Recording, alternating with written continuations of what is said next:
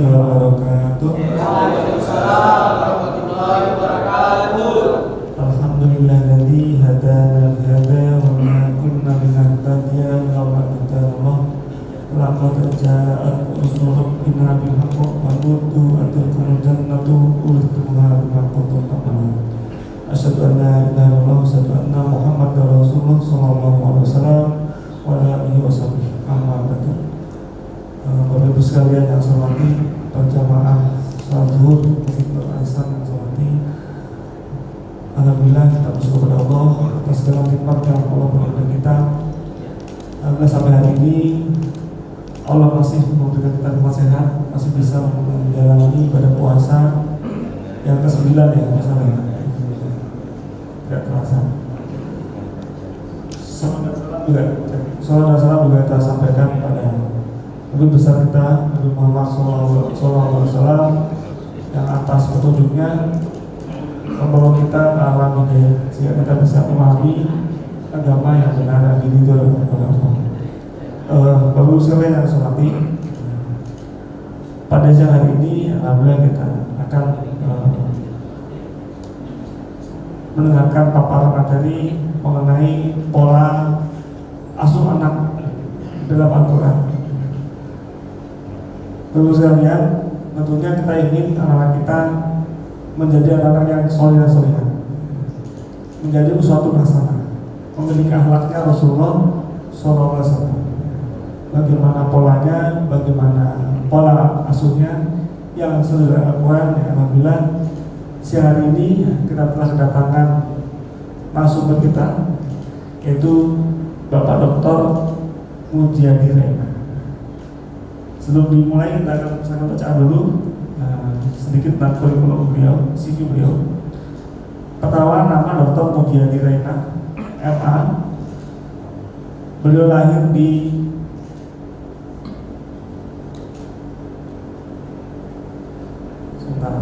Lombok 14 Oktober 1990. Beliau lahir 12 Oktober. Kemudian nama beliau di Bali.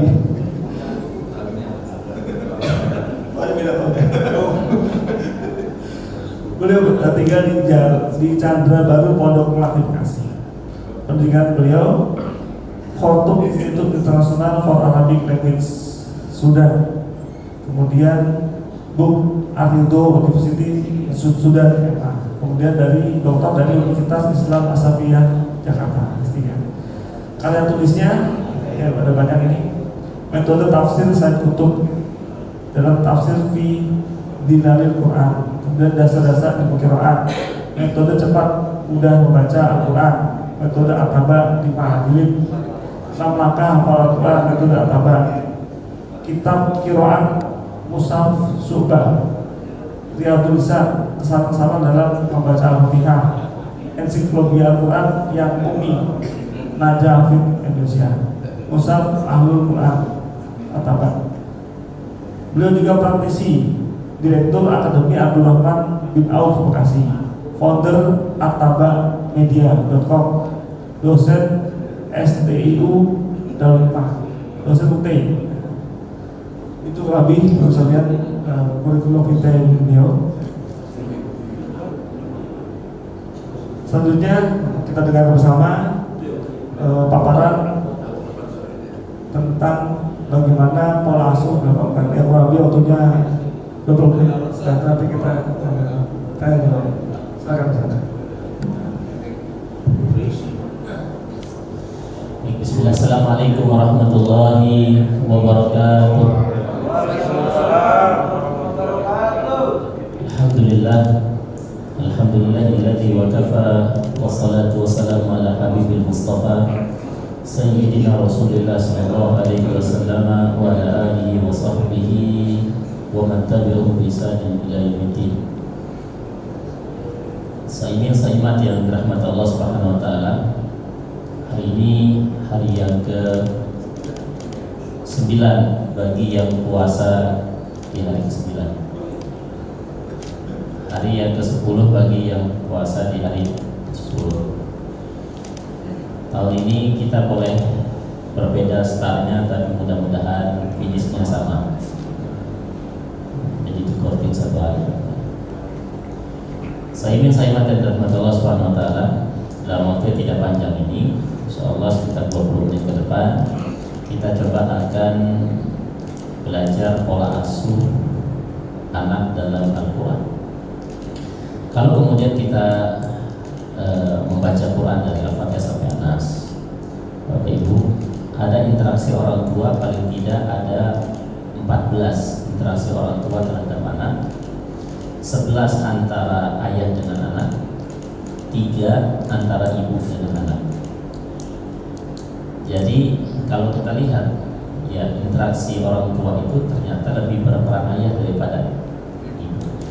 Tetapi kasih sayang itu jauh lebih besar ibu daripada ayah. Jadi saya ingin tentang Allah Subhanahu Wa Taala. Saya ingin berkisah tentang kisah yang sangat inspiratif dalam Al-Quran, yaitu kisah Luqmanul Hakim, yang ini kemudian dijadikan sebagai salah satu surah dalam Al-Quran, ya, surah ke-31 jemaah, ya. Kenapa kemudian ini menjadi contoh? Karena Quran itu ya berbicara tentu hak kebenarannya. Nah, jadi kenapa kemudian kita mengambil contoh-contoh dari Al-Quran? Karena kata Imam Syafi'i, "Idza aradta salaha qalbak aw ibnata aw akika aw man syatta salahahu fa'udhihu ila ridil Quran." Siapa saja di antara kita yang anaknya ingin jadi orang soleh, kitanya ingin jadi orang soleh, saudaranya ingin jadi orang soleh, kemudian pasangannya ingin jadi orang soleh, atau siapa saja kita ingin jadi orang soleh, maka titiplah mereka bersama Al-Quran.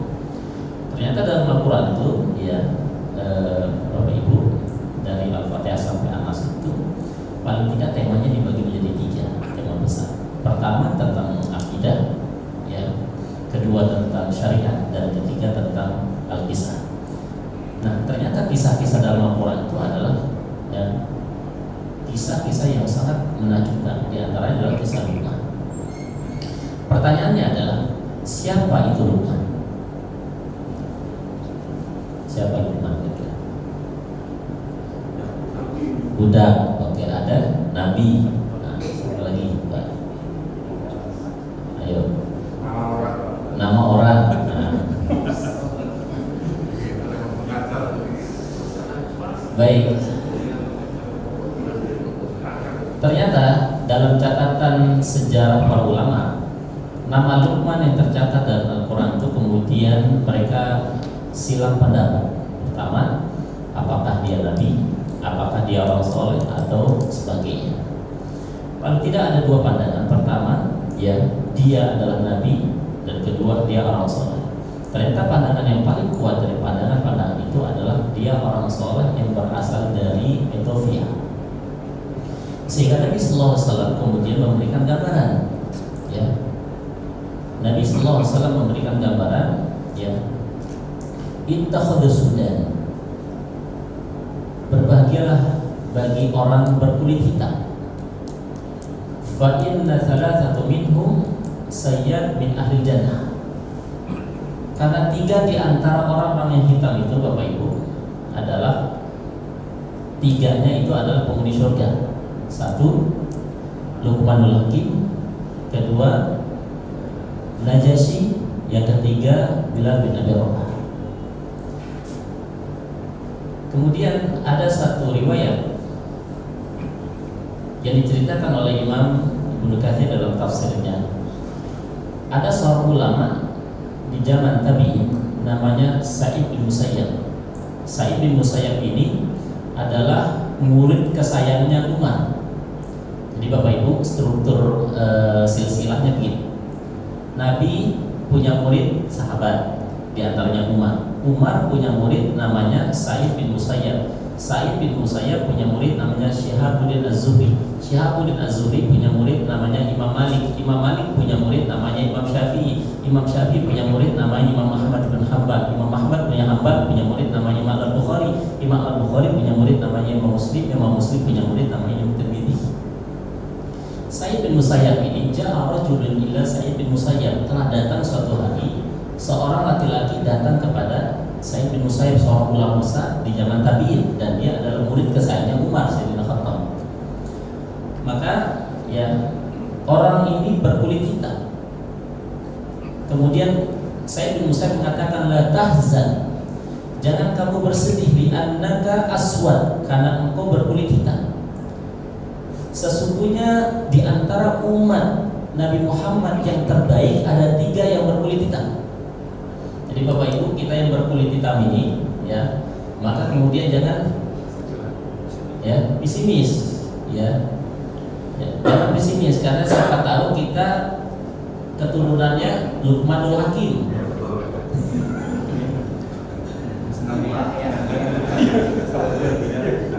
Iya gitu ya. Siapa mereka? Satu kata saya Musayyab, yaitu Luqmanul Hakim, Bilal bin Abi Rabah, dan maulanya Umar bin Khattab. Maka penekanannya adalah ya, stressing kalimatnya itu adalah bagi kita yang hitam tidak putih seperti Lee Min Ho, kalau anak sekarang mengatakan orang Korea, jangan kemudian sedih Pak. Ya, kita boleh hitam tapi ya bisa jadi di atas Lee Min Ho gitu.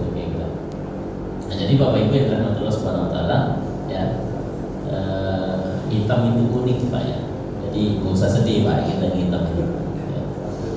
Jadi Bapak Ibu dirahmati Allah Subhanahu Wa Taala. Nah ternyata Luqman itu adalah secara umum dia adalah orang Afrika. Dia berasal dari Ethiopia hari ini, dulu disebut dengan Najasyi ya. Dan beliau adalah orang yang kemudian disebut namanya. Kalau ada orang disebut namanya dalam Al-Quran, dia pasti menjadi tokoh, imam tokoh sebagai orang yang soleh atau tokoh yang kemudian tidak soleh.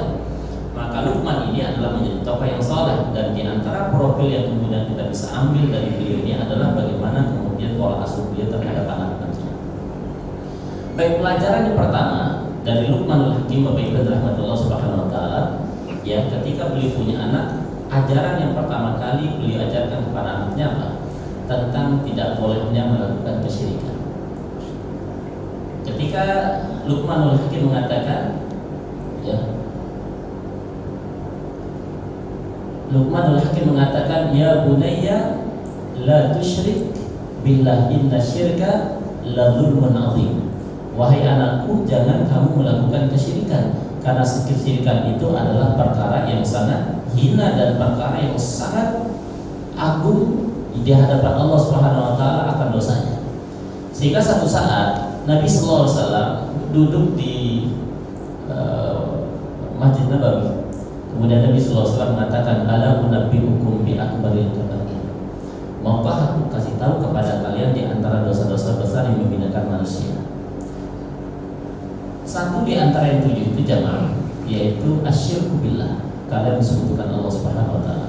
Maka ayat berikutnya menyebutkan wa may yusyrik billahi faqad haramallahu 'alaihi al-jannah wa ma'wahu an-nar wa ma lidh-dhalimin min ansar.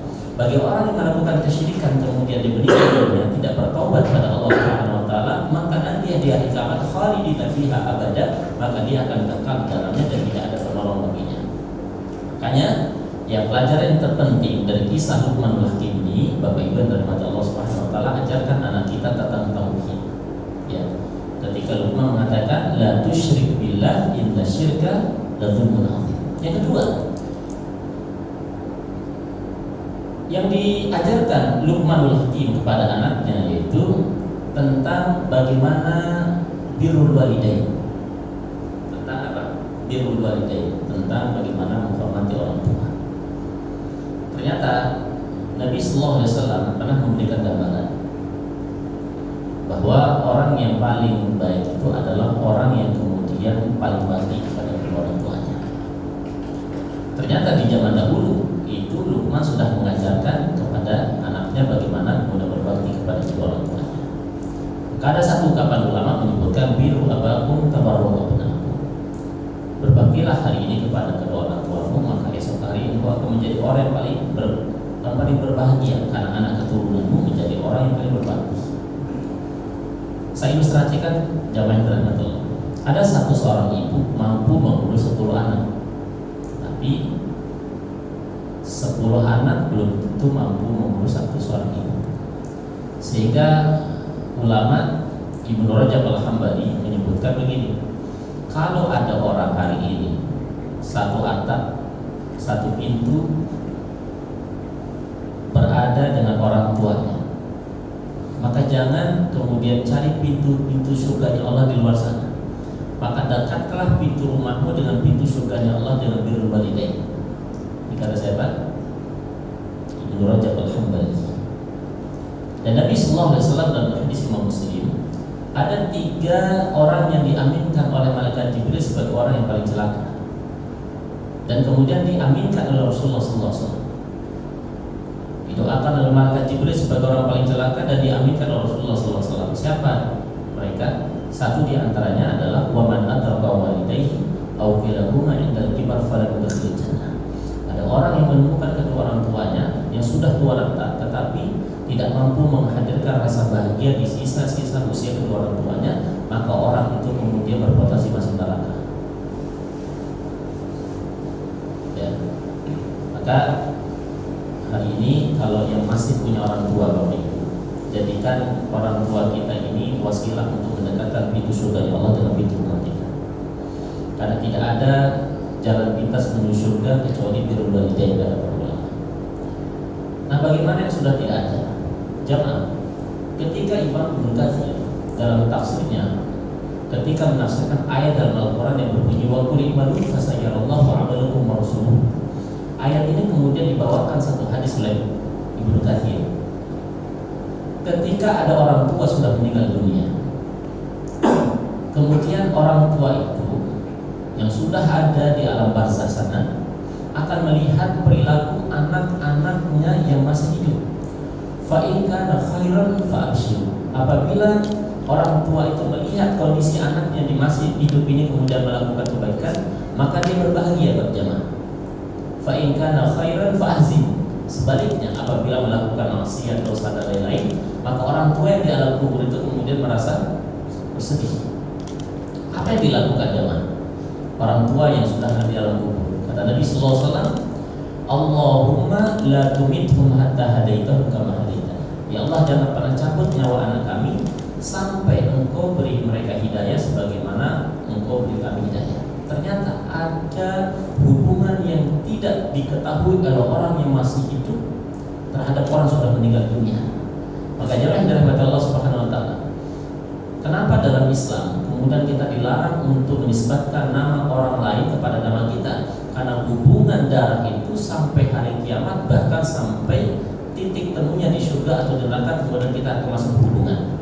Nanti silakan cek Quran surah Al-Kahfi ayat 82. Ketika Imam Ibnu Tabari menyebutkan tafsir dari ayat 82 itu adalah nanti ada anak masuk surga, sedangkan ada di antara 7 lapis keturunannya itu kemudian masuk neraka, dikasih oleh Allah kemudian syafaat untuk diberikan kepada mereka walau kana bauda, walaupun jarak mereka itu 7 generasi. Ini menunjukkan apa? Ini menunjukkan bahwasanya hubungan emosional ya orang tua dengan anak dan keturunan-keturunannya bukan hanya saja di dunia tetapi akan sampai kepada akhirat. Maka jangan dirahmati Allah Subhanahu wa taala, ajarkan anak-anak kita hari ini ya, terutama yang sudah mulai dewasa untuk kemudian menghormati orang tua. Kenapa? Karena orang tua itu adalah salah satu jalan menuju kesuksesan hidup. Makanya jamaah yang dirahmati Allah Subhanahu wa taala, mungkin kita jarang dikisahkan tentang Firaun. Siapa yang tidak kenal Firaun? Firaun itu kan dalam catatan sejarahnya orang yang paling jahat di dunia. Ya. Tetapi dalam catatan kecil sejarah disebutkan bahwa kenapa Firaun itu kekuasaan begitu luar biasa, tidak pernah sakit, hartanya berlimpah dan sebagainya. Ternyata dalam catatan sejarah dia adalah orang yang kemudian paling bakti pada ibunya. Kalau seandainya Firaun saja yang notabene orang yang paling buruk di muka bumi ini, kemudian Allah kasih kemuliaan dengan tanda kutip di dunianya dengan dikasih harta, kekayaan, kekuasaan dan sebagainya, itu begitu luar biasa. Bagaimana dengan umat seperti kita, umat Nabi Muhammad SAW? Itu yang kedua, jangan dirahmati Allah Subhanahu wa taala. Yang ketiga, ya, 3 menit lagi Pak ya. Saya itu udah 17 menit. Yang ketiga adalah bagaimana Luqmanul Hakim ya mengajarkan anaknya yaitu sholat ya kemudian amal ma'ruf nahi munkar. Sholat jamaah dirahmati Allah Subhanahu wa taala, jangan sampai hari ini kita meremehkan sholat. Saya sering ditanya, Ustaz, bagaimana hukumnya ada orang yang puasa tapi gak sholat? Ada pertanyaan seperti itu Pak ya? Pernah dengar pertanyaan itu ya? Oke. Saya menjawab dengan ilustrasi begini Bapak Ibu. Ini HP, ini Bapak Ibu, ini HP. Ini saya ibaratkan dengan agama. 5 jari jemari saya ini saya ibaratkan dengan rukun Islam. Ibu jari syahadat, jari telunjuk itu sholat, jari tengah itu puasa, jari jari manis ini zakat, kemudian kelingking ini haji. Bapak Ibu, saya pegang agama saya dengan 5 jari jemari saya dengan rukun Islam ini, maka kira-kira kuat atau tidak? Kuat. Sekarang kalau saya lepas satu-satu, mulai dari yang paling terakhir, haji, karena mungkin tidak mampu, maka agama saya kemudian masih bisa kepegang. Zakat karena saya tidak mampu, maka agama saya masih kepegang. Puasa karena mungkin saya sakit, ibu hamil dan menyusui, karena musafir bisa diqadha dan sebagainya. Bayangkan jamaah dari Allah, kalau seandainya ini lepas itu adalah jari telunjuknya dan itu ibarat adalah sholat, maka jatuhlah sholat. Maka cara menjawab orang yang tidak puasa, orang yang puasa tapi tidak sholat seperti demikian. Maka kata Nabi sallallahu alaihi wasallam, al-ahdu bainar rajuli wasyirki wal kufri tarikus shalah. Di antara pembeda antara orang beriman, orang melakukan kesyirikan, orang kufur adalah meninggalkan sholat. Sehingga Imam Syafi'i, Bapak Ibu, memberikan penjelasan dari hadis ini. Kalau ada orang yang dia puasa tetapi nggak sholat, maka ada 2 kemungkinan. Pertama, kalau ditanya kenapa kamu nggak sholat, maka dia bilang sholat itu nggak wajib, maka orang ini sudah kategorinya murtad. Apa konsekuensi terburuknya Bapak Ibu orang nggak sholat? Maka konsekuensi terburuknya adalah ketika dia meninggal dunia, maka tidak boleh dimandikan. Kedua, tidak boleh dikafani. Ketiga, tidak boleh disolatkan. Keempat, tidak boleh di pemakaman kaum muslimin. Kelima, tidak mendapatkan harta waris anak keturunannya, karena orang non-Islam tidak mewarisi orang yang muslim. Ada 5 konsekuensinya. Kata Imam Syafi'i, kemungkinan kedua, kalau seandainya dia nggak sholat tapi puasa, ditanya kenapa lo nggak sholat, dia bilang apa? Nanti aja gue malas, nanti aja kalau sudah pensiun, kira begitu. Maka orang seperti ini dia jatuh kepada al-kabair, dosa-dosa besar. Sah puasanya tapi dosa besar.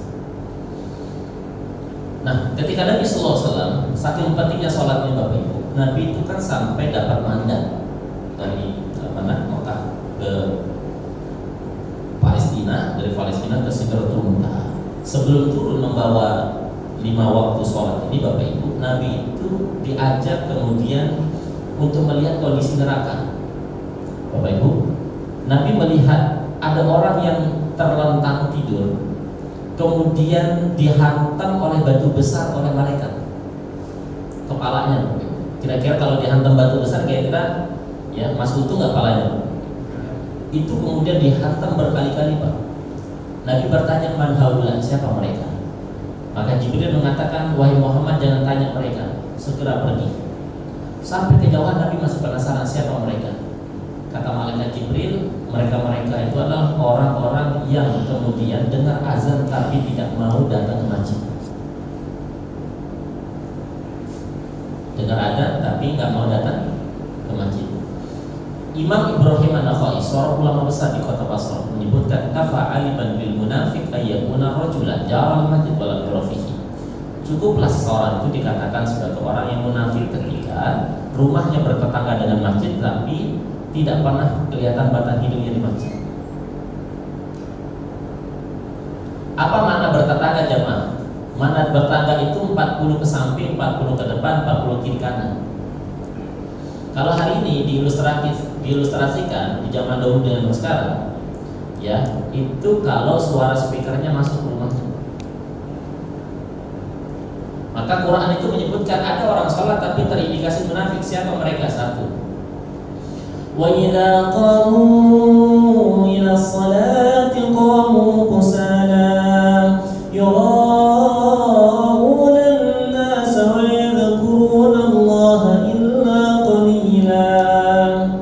Wa idza qamu ila sholati qamu kusala, datang bermalas-malas. Satu. Yang kedua, kalau ramai orang semangat. Yang ketiga, tidaklah mengingat Allah kecuali sedikit saja. Itu ciri-ciri orang yang munafik. Salat tapi munafik terindikas. Dan Imam Ibnu Qayyim al-Jauziyah, ya, orang seperti ini hatta qarnu syayatin, biasanya mereka kemudian sholat asar dan sholat subuhnya sudah tangguh setan itu berdiri. Kapan itu? Ketika waktu asar menjelang maghrib, ketika waktu subuh sudah mau terbit matahari. Ini Bapak Ibu evaluasi sholat kita, karena sholat itulah yang akan pertama kali akan dihisab. Sebagaimana Luqman mengajarkan kepada anaknya. Kemudian amar ma'ruf nahi munkar, Bapak Ibu. Ya, ajarkan anak kita kemudian amar ma'ruf nahi munkar. Apa arti amar ma'ruf nahi munkar? Ya, cegah orang atau diri kita yang melakukan kemungkaran dan ajak orang lain untuk melakukan kebaikan. Ya. Nahnu du'at qabla kulli syai'. Sesungguhnya kita ini berpotensi menjadi dai, Pak. Tidak harus kemudian jadi ustaz, tidak harus sekolahnya di Timur Tengah. Kita ini sebenarnya dai, semuanya dai. Dai itu artinya mengajak orang dalam kebaikan. Ya. Maka tidak harus kemudian ustaz kiai jadi dai. Kita ini dai sesungguhnya. Dan orang terbaik itu adalah waman ahsanu qawlan mimman da'a ila Allah. Orang yang terbaik itu adalah yang lisannya selalu ajak orang kebaikan. Walaupun apapun profesinya, kita sebagai karyawan yang kemudian memberikan contoh, itu sudah dakwah, Pak. Dakwah itu nggak harus di mimbar, nggak harus ceramah seperti itu. Gitu. Jamaah yang dirahmati Allah Subhanahu Wa Taala. Dan terakhir, ya, ini banyak sebenarnya Pak ya, misalnya saja. Ajarkan anak kita sebagaimana Luqmanul Hakim menyebutkan waqsid fi masyika waqtud min sautik. Kalau berjalan itu jangan sombong. Dan kedua, jangan pernah angkat suaramu di atas suara orang lain, terutama kedua orang tua. Nah, ini ajaran-ajaran seperti ini kemudian pernah diajarkan di zaman dahulu oleh Luqmanul Hakim yang notabene adalah orang hitam tetapi sudah mendapatkan kunci surganya Allah Subhanahu Wa Taala. Nah, bagaimana dengan kita orang gagah-gagah ini, Bapak Ibu? Ya, masa kemudian kita tidak bisa kemudian mengajarkan anak-anak kita sampai mengetuk pintu surga Allah Subhanahu Wa Taala. Nah, Bapak Ibu yang dirahmati Allah Subhanahu Wa Taala, ya, ini mungkin pembuka dari tema kita. Mungkin ada yang mau menambahkan atau mendiskusikan, silakan jazakumullah. Baik Ustaz, alhamdulillah kalau kita berserahkan pada hari ini. Ya, Ustaz ya, telah kita simak penjelasan pemaparan dari Ustaz tentang bagaimana pola seorang anak dalam Al-Quran. Tadi sering saya catat bahwa dalam Al-Quran itu ada 11 interaksi ibu dan 4 interaksi ayah. Kemudian ada 3 tema besar ya dalam Al-Quran itu, pertama akidah, syariat dan juga kisah cerita. Dan yang ketiga poinnya adalah pada pendidikan anak. Jadi mengacu pada Luqman itu orang soleh yang luar biasa, bukan nabi tapi masuk lewat Quran. Itu ada 6 ajaran Luqman. Pertama, jangan syirik, jangan bersekutu Allah tauhid. Kemudian birrul walidain, berbakti pada orang tua. Kemudian 3 tentang sholat. Kemudian yang keempat adalah amar ma'ruf nahi munkar. Kemudian yang kelima, jangan sombong ketika kita berjalan di muka bumi. Yang terakhir adalah berbicara yang baik, yang sampai suara kita lebih tinggi daripada orang tua kita. Itu saja bisa sedikit saya ringkas dari pemaparan Ustaz Mujadi Mainan pada saat ini. Selanjutnya misalnya kita buka tanya jawab, barangkali ada yang ditanyakan atau ada tanggapan dari Bapak Ustaz dan persilakan. Silakan. Pertama dari Pak Ustaz.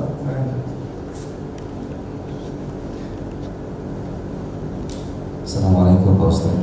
Terima kasih atas pemaparannya. Jadi pertama, salah satu ajaran Luqman itu syirik gitu. Ini bagaimana kalau dengan kondisi sekarang bentuk kesyirikan itu? Mungkin zaman dulu kan ada pohon besar, gitu, batu besar, jangan sembah batu, jangan sembah pohon dan sebagainya. Terkadang-kadang orang tua juga salah, misalkan, kamu nanti jangan ke sana, ada tikus, ada apa gitu, menakut-nakuti dengan sesuatu yang bisa nggak itu dikatakan takut itu bisa jatuh kepada kesyirikan gitu. Jadi pertanyaan saya, bagaimana kita mengenalkan bentuk-bentuk kesyirikan di zaman yang sekarang, Ustaz, gitu. Ya, kepada anak-anak kita yang mungkin masih kecil, masih balita, yang perlu pemahaman yang benar. Yang kedua tentang birrul walidain itu. Tadi Ustaz katakan bahwa lebih banyak perintah mendidik anak itu kepada seorang ayah, ya Ustaz ya. Lalu kenapa ketika ditanya Rasul mengatakan kepada ibumu gitu. Sampai 3 kali baru bapakmu gitu kan. Ibunya 3. Masya Allah.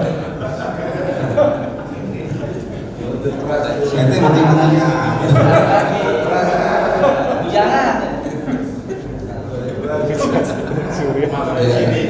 Jadi korelasi dari perintah Al-Quran dengan hadis Rasulullah itu bagaimana, Ustaz? Mungkin ini yang bertanya. Terima kasih, Ustaz.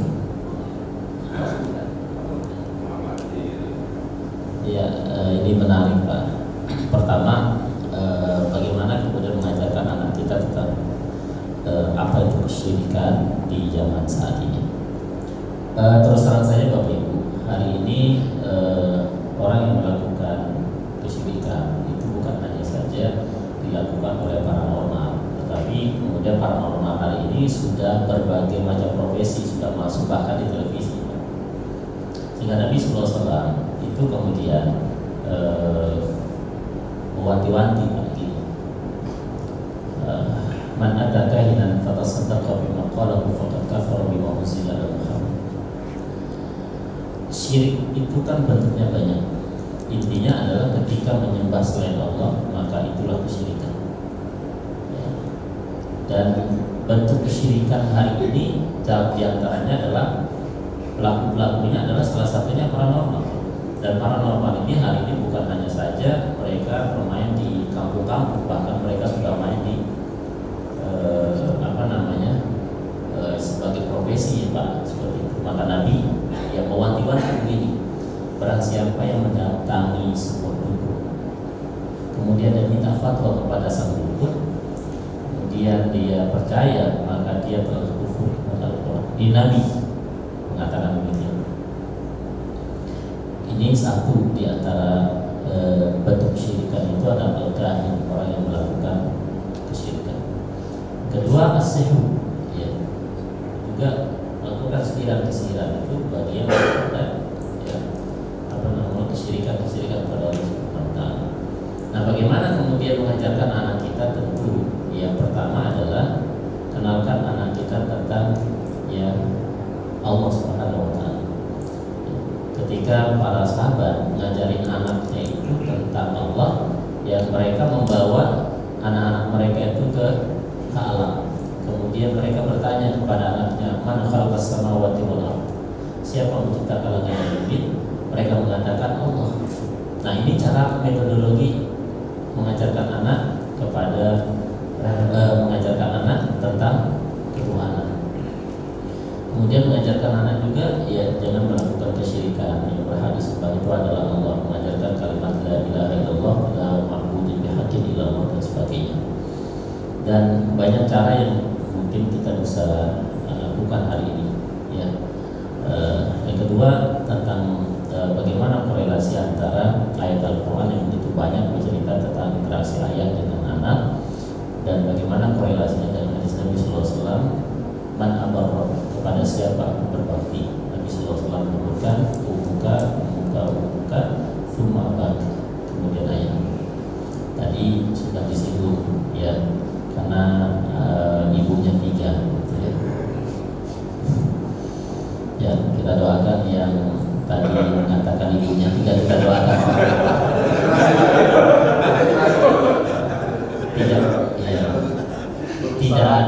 Tidak ada doa yang paling istijabah itu kecuali di antara tempatnya itu ada di majelis ilmu.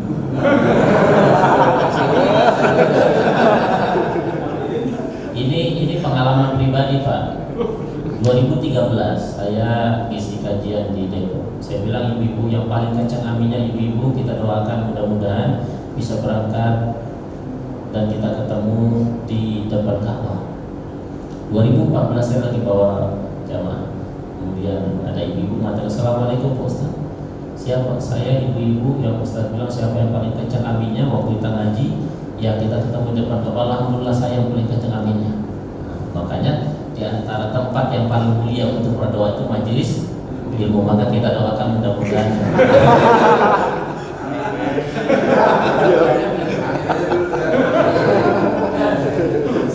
Oke, baik. Apa korelasinya kira-kira begitu, Pak? Ya. Korelasinya adalah bahwa berbakti itu kepada ibu betul. Kenapa? Karena hamalatu ummuhu wahnan ala wahnin wa fisaluhu fi amaini an syukuri wa liwalidayhi. Karena ibu itulah yang kemudian membawa kita kemana-kemana selama 30 bulan. 30 bulan itu kemudian dirinci. 30 bulan itu dirinci. 9 bulan di perut, ya, kemudian 2 tahun di gendongan. Maka itulah yang menyebabkan Nabi sallallahu alaihi wasallam ketika didatangi oleh sahabat, kemudian minta izin ke Nabi sallallahu alaihi wasallam, ya, anak muda datang ke Nabi diperemput. Nabi sallallahu alaihi wasallam bertanya, "Ahajul walidain, masih enggak ibumu?" "Bala ya Rasulullah." Maka kata Nabi sallallahu alaihi wasallam, "Irji rijalan wala kerjana." Engkau balik, usap telapak kaki ibumu, maka engkau akan dapat surga di bawahnya. Kata para ulama, kenapa? Kenapa enggak ayah? Nah, karena ya dalam Quran disebutkan karena ibulah yang menggendong kita selama 30 bulan. Dan memang kewajiban ayah lah yang kemudian mendidik kita, Pak.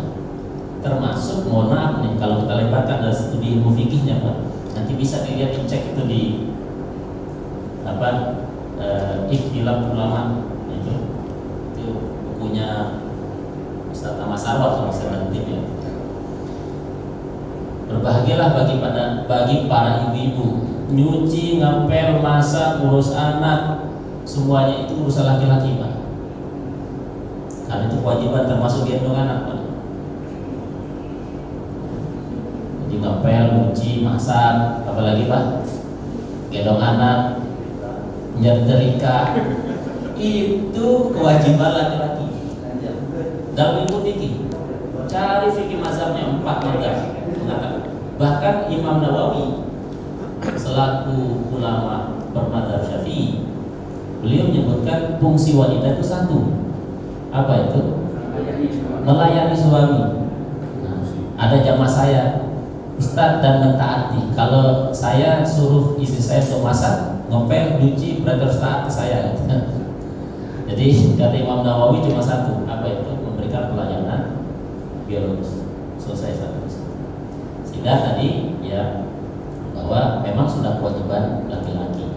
Ya maka laki-laki itulah disebut dalam Quran rijalu qawwamu 'alan nisa, karena dia memiliki kelebihan di situ, maka Allah kasih tanggung jawab besar. Ya, makanya, tapi kenapa kemudian disebut nomor 3 oleh Nabi sallallahu alaihi wasallam? Karena salah satu alasannya adalah karena ibulah yang kemudian merasa jauh lebih hebat pengorbanannya daripada ayah. Coba ada nggak ayah yang kemudian diplek perutnya? Ada nggak? Nggak ada. Yang diplek perutnya siapa? Ibu. Ibu gitu ya. Semangat pun dia bisa ayah jadi ganggu. Baik, Bapak Ibu dan Allah Subhanahu wa taala, ya kita berdoa mudah-mudahan orang tua kita ini rata-rata mungkin di antara kita aja orang tua sudah tidak ada. Maka Bapak Ibu, ya kita berpesan bahwa jangan pernah lupakan doa terhadap orang tua. Karena orang tua yang ada di alam barzah itu seperti mereka hari ini sedang berada di waiting room. Mereka akan menunggu fase berikutnya.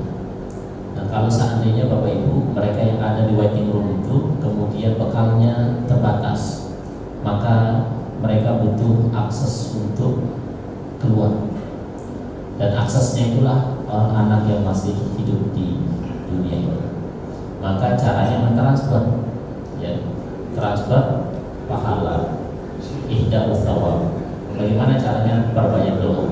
Ya, perbanyak doa.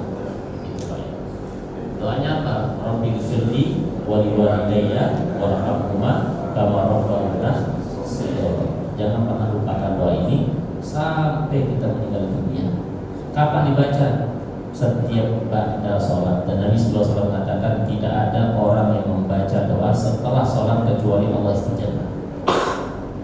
Terkhusus kepada kedua orang tua kita. Baik, jamaah yang Allah Subhanahu wa taala, sudah jam 1. Kalau saya terkait soal doa setelah sholat, kan ada satu kelompok yang boleh kalau setelah saya sholat itu dia hanya berzikir, tidak perlu doa. Nah, katanya Nabi nggak berdoa. Itu benar nggak? Ya. Nah, ini yang mungkin perlu diluruskan.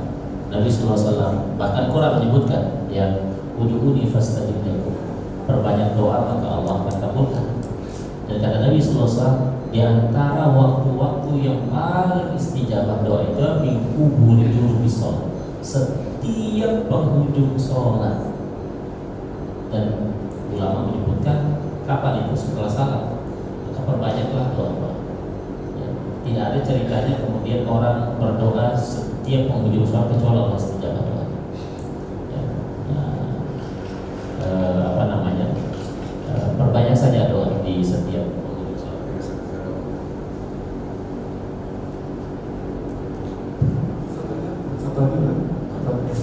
Nanti saya buka untuk ibunya. Silakan dari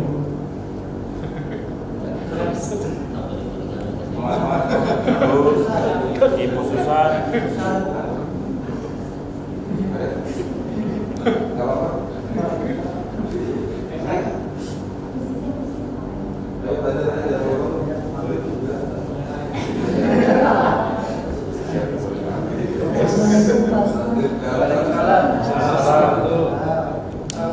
Izin bertanya. Nama Idias, Pak. Izin bertanya Pak Ustadz, tema hari ini kan terkait dengan parenting. Nah, kewajiban kita sebagai anak itu kan taat dan menghormati orang tua. Nah, bagaimana kalau orang tuanya ternyata yang tidak memberikan contoh yang baik untuk anaknya? Apakah kita sebagai anak masih punya kewajiban untuk menghormati, mentaati orang tua itu, Ustaz? Cukup, Ustaz. Ini cakep banget pertanyaannya. Kalau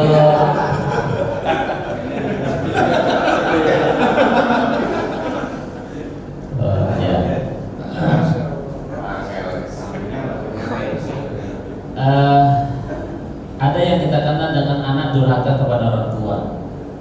Pertanyaannya, adakah orang tua durhaka pada anak? Ada. Dalam hadis Imam Ahmad di zaman Sayyidina Umar itu, ini asar Pak ya, asar itu cerita sahabat. Ada orang datang kepada Umar dengan anaknya. Kemudian Umar ditanya, wahai Umar, apa nasihat Anda kepada anak saya ini? Anak saya ini nggak pernah taat kepada saya, membangkang, ya disuruh, nggak pernah taat, nggak pernah dengar dan sebagainya. Nasihat Anda apa? Maka sebelum Umar memberikan jawabannya, maka Umar memberikan kesempatan untuk sang anak yang diadukan tadi. Maka anak itu bertanya, man ahabbul waladi 'alal walid? Kira-kira apa hak saya sebagai seorang anak kepada kedua orang tua saya? Maka disitulah Umar menjawab dengan 3 hal. Ibu siapa tadi? Ibu Susan. Ibu Susan, ya. Umar itu menjawab dengan 3 hal yang harus dipenuhi oleh seorang tua pada anaknya, supaya kita tidak termasuk orang tua durhaka. 1, kata Umar, sejauh-jauh hari sebelum kamu punya anak, kamu harus punya pasangan hidup yang ideal. 1, artinya pasangan hidup yang baik, soleh dan soleh.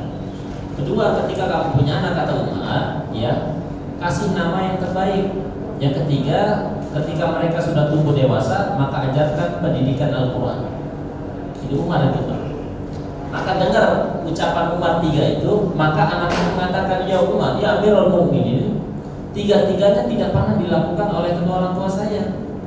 Ibu saya hari ini adalah seorang budak yang dibeli di pasar dengan beberapa dirham saja. Sehingga bagaimana mampu aku berbakti kepada ibu saya, kepada ayah saya? Yang kedua, ketika saya lahir di muka bumi ini, bukannya saya dikasih nama baik-baik, tapi saya dikasih nama Jua. Jua itu artinya Bapak Ibu, kecil, hitam, tengil. Itu nggak hidup, Pak. Jua itu. Yang ketiga, ketika saya tumbuh menjadi dewasa remaja seperti hari ini, saya tidak pernah dikenalkan agama dan tidak pernah diajarkan Al-Quran walau harfan min kitabillah, walaupun satu huruf.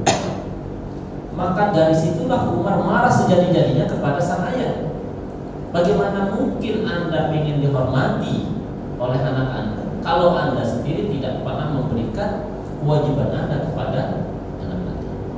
Artinya dari sinilah kemudian catatan bagi kita semua, Bapak Ibu, sudahkah kita menjadi orang tua soleh hari ini? Karena ingat Bapak Ibu, kesolehan orang tua akan mempengaruhi prestasi anak kita. Kata para ulama, yang sholihul aba, sholihul abna. Kesolehan orang tua akan mempengaruhi kesolehan sang anak.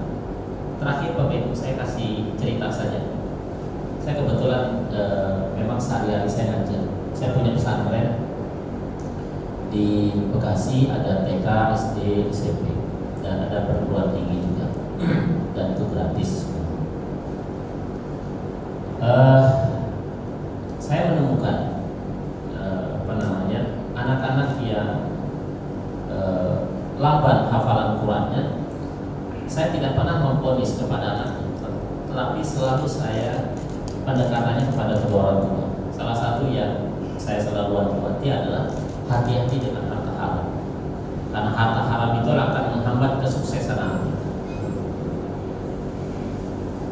Anak yang kemudian bermasalah secara IQ dan kapasitas kecerdasan, itu rata-rata anak-anak yang kemudian secara kepribadian orang tuanya nggak soleh, terutama ketika hafal Quran.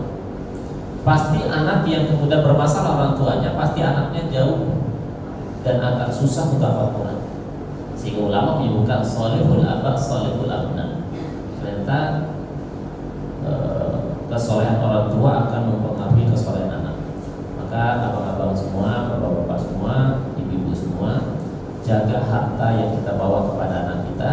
Jangan sampai kemudian kita kasih makan kepada mereka hal-hal yang kurang baik sehingga menghambat kesuksesan dunia akhirat mereka. Ya Bapak Ibu ya. Dan jauhi anak kita hari ini dan 3 hal. Hati-hati Bapak Ibu. 1, jauhi dari narkoba. 2, pergaulan bebas. 3, kekerasan. Ya. Karena bukan hanya saja menjangkiti orang-orang di luar umum. Saya sebelum Ramadan dengan beberapa tim berangkat dari Bogor ke atas, ke di atas puncak, ke atas lagi Cianjur ya, Cianjur, Sukabumi sampai ke wilayah Tangerang. Kita melakukan edukasi tentang LGBT di pesantren. Hampir 20 pesantren yang kami temui itu hampir rata-rata terkena LGBT. Ya, baik itu guru dengan guru, guru dengan murid, ya, laki-laki, perempuan dengan perempuan, dan itu lingkungan pesantren. Kalau mungkin saya buka datanya Bapak Ibu, mungkin Bapak Ibu kemudian akan tidak percaya. Dan itu kami konfirmasi langsung kepada pemilik pesantren dan orang-orangnya, alhamdulillah ya saat ini sedang ada penerapian. Beberapa yang datang ke kami kemarin di Ramadan itu ada anak yang hafal Quran, perempuan ada 6 orang. Ya, satu berperan sebagai laki-laki, satu berperan sebagai wanita, ada hafal Quran. Nah, ini yang saya maksud bahwa hati-hati hari ini dengan pergaulan anak kita. Hindari 3 hal. Pertama, pergaulan bebas. Kedua, kekerasan. Ketiga, dengan narkoba. Ya. Yang lain-lain insya Allah bisa diatasi. Tapi kalau karena yang 3 ini susah. Hadanallahu wa iyyakum. Assalamualaikum warahmatullahi wabarakatuh.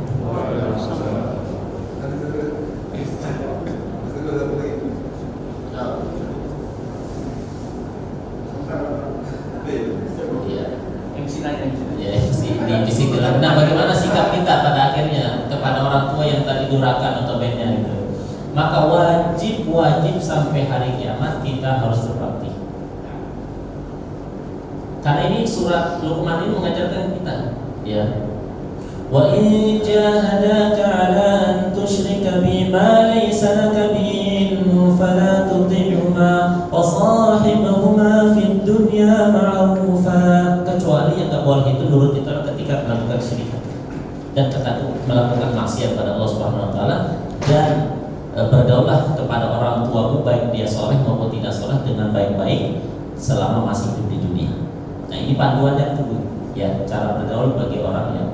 Dan ingat Bapak Ibu, ya, orang tua yang sudah tua itu kan seperti anak kecil kembali. Maka saya punya kosakata, Pak. Orang tua yang sudah tua uzur itu seperti Quran yang surut musang, dibaca tidak bisa, dibuang berdosa. Nah, gimana caranya? Betul kan? Bagaimana caranya? Diam, udah interaksi dengan orang tua yang rewel, diam aja Pak. Itu tidak selama kemudian tidak yang membahayakan jiwa. Diam saja. Apalagi sama wanita, diam aja Pak.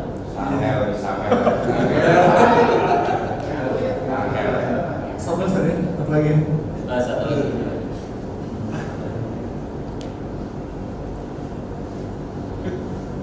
Menyambung tadi Mbak Susan terkait berbakti kepada orang tua. Tapi orang tua juga kan punya kewajiban juga untuk anak, mendidik anak itu dari kecil untuk dia berbakti. Sampai Nabi itu mengajarkan ibu-ibu kita masih kecil udah dipukul, dia nggak mau sholat. Nah ini itu dari konteks Nabi, sedangkan kita di konteks negara ada perlindungan anak. Ini gimana seperti atasnya? Ya. Nanti silakan cek Quran surat At-Tahrim, ayatnya berbunyi, Ya ayyuhalladzina amanu qu anfusakum wa ahlikum nara. Qu anfusakum wa ahlikum nara itu artinya jaga dirimu dan jaga anak keluargamu dari siksa neraka. Para ulama tafsir seperti Imam At-Tabari, Imam Jarir, Ibnu Jarir At-Tabari, Imam Katsir menyebutkan alimu wa adibu. Mana pelihara dirimu dan anak-anakmu itu adalah alimu, ajarkan nilai-nilai agama, adibu dan ajarkan adab. Ya. Ternyata ulama itu jauh-jauh hari sudah punya feeling, firasat. Kenapa? Ada orang berilmu tapi nggak beradab, ada. Nah itu makanya banyak sekolah hari ini judulnya apa? Tagline-nya apa? Adab. Nah, budi pekerti, adab, apa lagi Pak dengan bahasa macam-macam lah ya. Nah, bagaimana dengan dulu betul nggak Nabi Sallallahu Alaihi Wasallam ya kemudian mempertegas bahwa wa'mur auladakum bis-shalah, ya, ajak anakmu, perintahkan anakmu sholat ketika usia 7 tahun, wadribuhunna, dan pukullah mereka ketika tidak mau sholat ketika usia 10 tahun. Nah, para ulama tarbiyah, ya, para ulama tarbiyah itu para ulama pendidikan, seperti Nasrul Buan itu dalam kitabnya Tarbiyatul Aulad fil Islam, beliau menyebutkan pukulan yang bersifat kasih sayang. Dan arena-arena yang dipukul pun kemudian tidak arena-arena yang fatal, yang untuk yang hitam.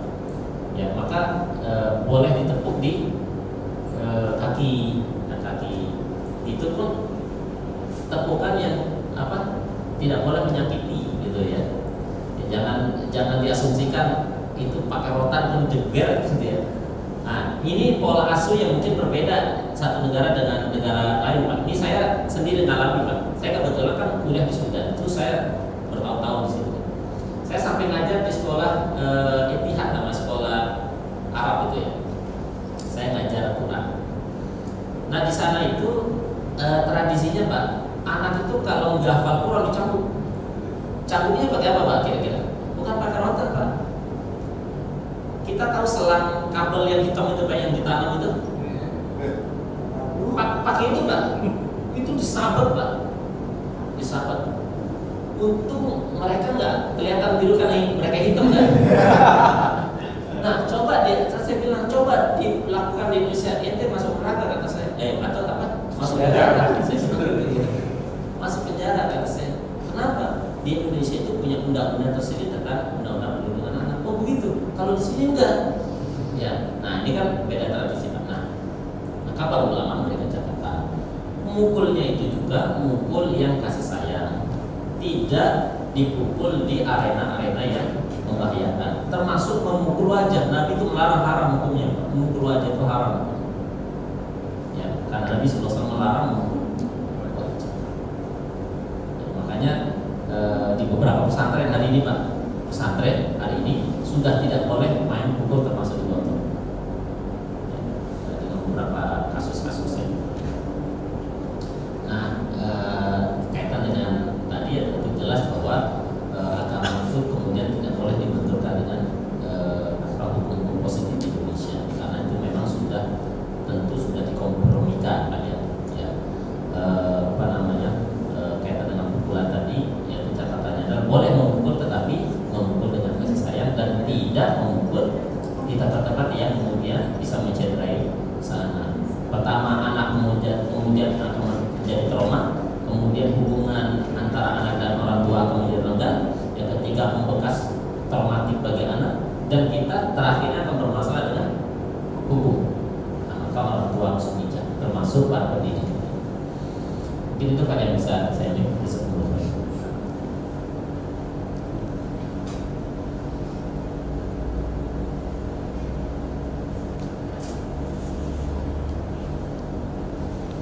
Baik, Bapak Sekalian, alhamdulillah tidak terasa sudah 1 jam kita di sini di majelis ini kita ada 1 jam meditasi tentang pola asuhan. Dan para Ustadz menjadi dokter, menjadi Raina, sekali kami mengucapkan alhamdulillah jazakallahu khairan atas hari ini. Ya, semoga apa yang kita kaji siang ini Allah berikan manfaat dan keberkahan. Amin. Kami maaf ada kekurangan. Kita berdoa pada alhamdulillah dan doa untuk majelis. Assalamualaikum warahmatullahi wabarakatuh. Waalaikumsalam.